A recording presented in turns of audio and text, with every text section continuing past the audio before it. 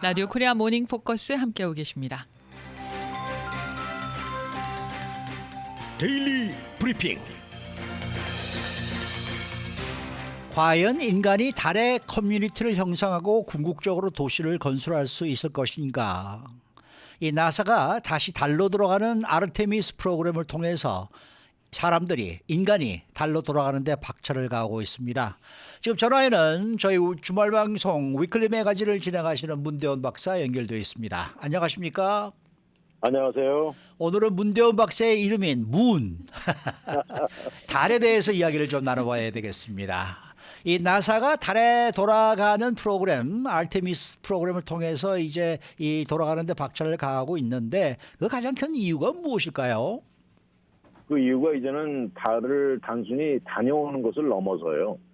인간이 달에 장기간 동안 머무르면서 정착해서 생활하고 아하. 이런 그 가능성이 있는지 연구할 수 있는지 이런 토대를 만들기 위함입니다. 네. 사실 인간이 달에 다녀왔죠. 그렇지만 그곳에서 오래 그 긴 시간을 보낸 적은 없습니다. 그렇죠. 우리가 어린 시절에 그 뭐 우주 공상 만화 같은 게 이렇게 보면 달이나 화성에서 이 사람이 사는 것 그런 장면을 본 적이 있지 않습니까? 네. 네. 근데 이 최첨단으로 발달된 지금 21세기에 우리가 사는데 정말 뭐 리스트는 끝도 없죠. 뭐 플랫 스크린 TV에 전기 자동차에 뭐 셀폰은 이제 컴퓨터 같은 수준이고요. 근데 앞으로 달에 세워질 도시, 우주인이 살 수 있는 현실화 가능성이 충분히 있다고 내다보는 겁니다. 한번 그 상상을 해보시면 큰 그 도움이 만들어져 있고요. 예. 그 안에서 우리가 생활을 하고 또 그 압축 산소로 긴 통로가 연결이 돼 있는데 거기를 따라서 움직이고 이 컴퓨터들은 뭐 여기저기 다 붙어 있고요.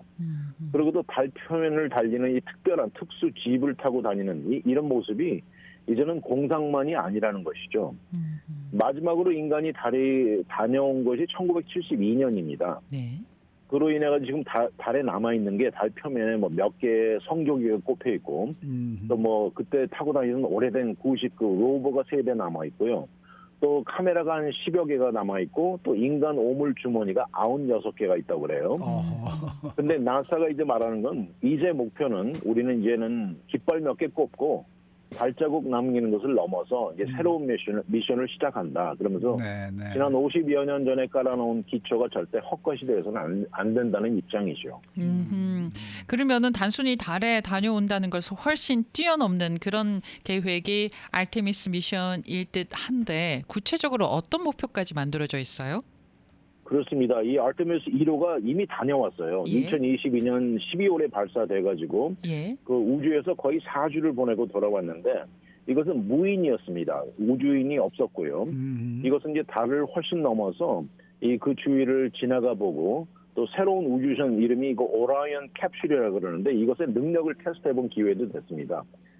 그리고 아르테미스 2는 우주인을 태우고 갈 것이고요. 또 아르테미스 3호는 2명의 우주인이 달에 착륙하는 이 달의 남극 근방에 발을 디딜 것이라고 말하고 있는데 앞에 말씀드린 그 아폴로 미션을 한번 뒤돌아가 보면 1972년에 맨 마지막이 아폴로 17호였습니다. 네.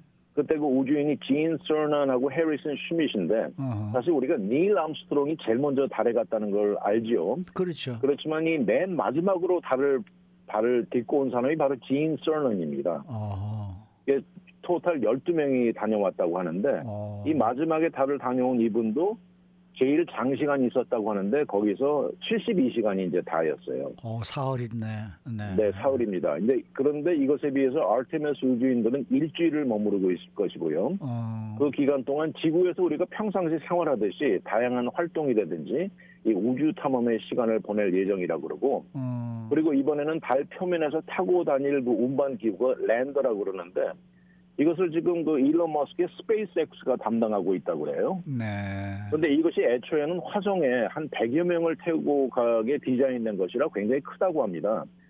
그런데 이번에 이제 아르테미스 3호에서 2명의 우주인이 탈 것이라 스페이스가 많이 남게 되죠. 그래서 거기를 좀 개조해가지고 그 안에는 실험실, 창고, 침대, 부엌, 화장실을 갖추게 되는데요. 지금 그 정부 측에서는 스페이스X가 제공한 것을 상당히 만족해하고 있습니다. 그래서 이 궁극적으로 우주인이 달에서 장기간 머물고 생활하면서 이 우주선이 아무래도 베이스가 될 것이고 이 압축된 이 랜더를 타고 다니면서 달 표면에 많은 곳을 다니면서 이 탐험을 할 것으로 보입니다. 근데 이렇게 장기간 동안 달에 머물다 보면은 좀 위험하지 않을까요? 더더구나 인간이. 오래 머물면 머물수록 위험하다고 나와 있네요. 근데 그 중에 세 가지 문제가 있는데 첫 번째는 뭐 흔히 머리에 듭니다만은 방사능이 하나 있고요. 또 혹독한 온도 차이가 아주 심하고요. 그렇겠죠. 또 달 표면에 수많은 운석들이 떨어져서 충돌하기 때문에 이런 것들이 세 가지가 가장 위험하다고 나와 있는데 이 달에는 그 태양 방사능, 그 우주 빛이라고 하는 그 코스믹 레이가 지구보다 몇 배 더 위험한 수준이라고 합니다. 네. 그리고 최저 온도도 이 최고는 섭씨 100도로 물이 끓는 온도가 되고요. 추울 때는 최저가 영하, 섭씨로 영하 180도까지 떨어집니다. 와.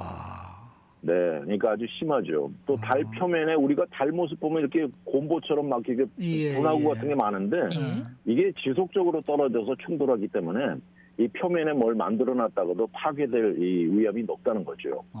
그런데 우리가 지금 어떻게 보면 생활 방식, 이 생각을 바꿔야 된다고 하는데 이 지구에서 모든 것을 가져다가 거기서 생활하는 방식을 버리고 달에 존재하는 자원을 이용해서 동원해서 뭔가 살 수 있는 방법을 만들어내야 된다는 거죠.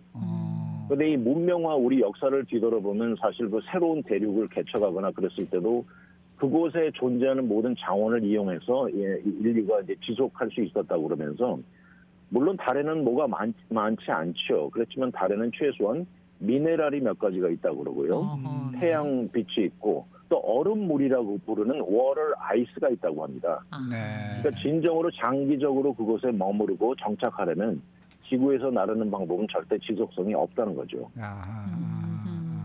그런데요, 이런 얘기가 있었어요. 달에 벽돌 집을 지을 수 있다. 달에 있는 그런 재료나 이런 걸 활용해가지고 그런 얘기는 너무 황당한 얘기인가요? 그런 얘기가 있던데.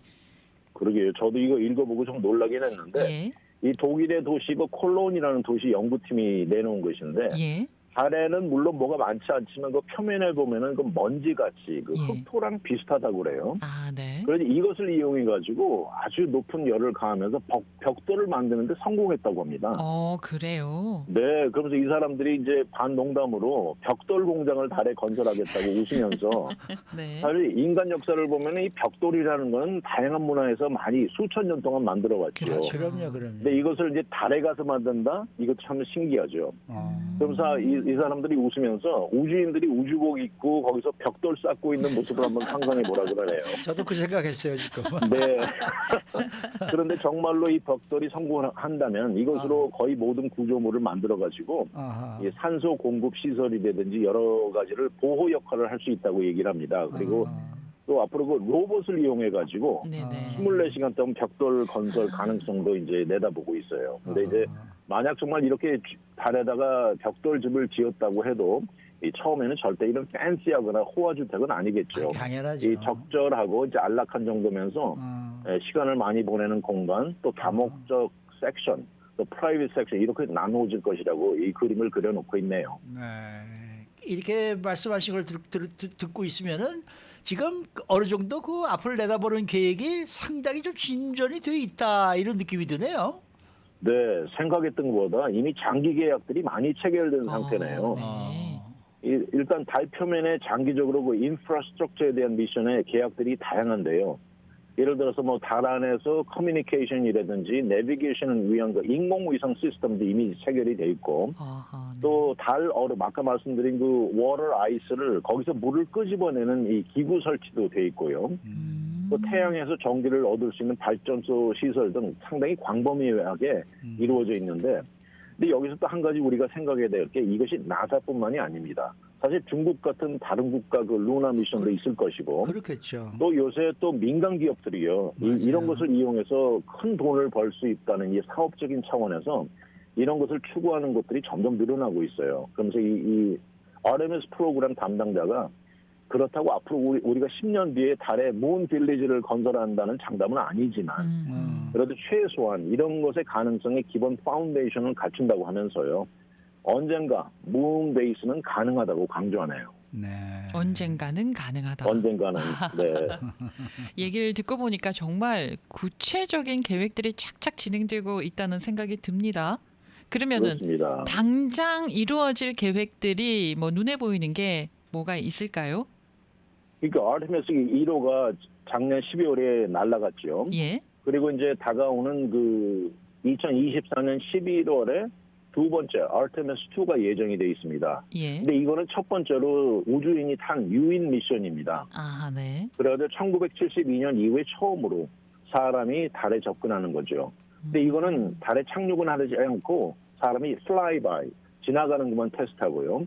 아르테미스 3호는 2025년 12월에 예정돼 있는데 달에 착륙할 겁니다. 그래서 4명의 우주인이 이제 선택돼서 가는데 한 가지 재미있는 건 그중에 우주인 중 한 명은 여성이 꼭 될 거고요.